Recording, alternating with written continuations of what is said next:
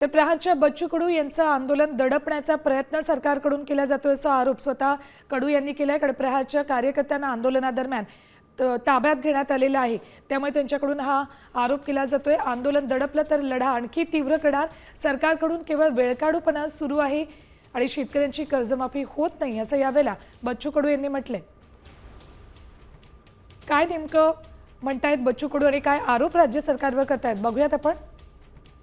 शेतकऱ्यांची संपूर्ण कर्जमाफी व्हावी यासोबतच शेतकरी शेतमजूर दिव्यांग मेंढपाळ यांच्या प्रश्नाला ऐकून बच्चू कडू यांनी अन्नत्याग आंदोलन केलं होतं. यासोबत बच्चू कडू आहेत. भाऊ, काय सांगाल, आज चक्काजाम आंदोलन करून तुम्ही आज सरकार लक्ष वेधणार, कसं असणार? खरं तर वाडा आंदोलन नंतर रायगडचं 3 दिवसाचं उपोषण, टेंभा आणि मग रक्तदान शिबिर आणि अन्नत्याग 7 दिवसाचा आणि 7 दिवस 8 दिवस पैदल यात्रा, आता ते चक्काची. हे सर्व करून मुख्यमंत्र्यांनी मिटिंग घेतली, बावनकुळे साहेबांनी मिटिंग घेतली, पण काही त्याच्यातून बाहेर निघत नाही.